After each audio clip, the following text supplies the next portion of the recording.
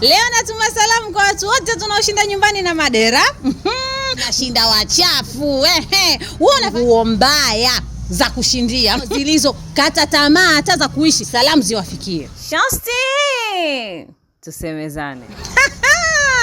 Leo natuma salamu kwa watu wote tunaoshinda nyumbani na madera. Nguo mbaya.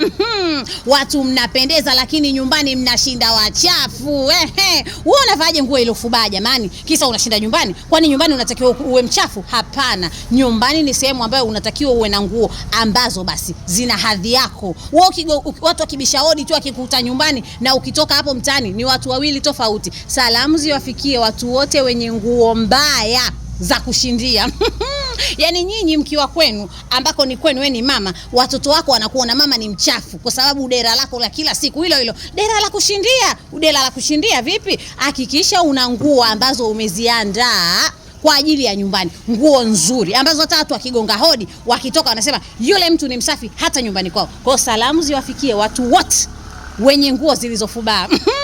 Zilizochanika, nguo zilizokata tamaa hata za kuishi, lakini wewe unazivaa na kushindia nyumbani. Salamu ziwafikie. Shosti, tusemezane.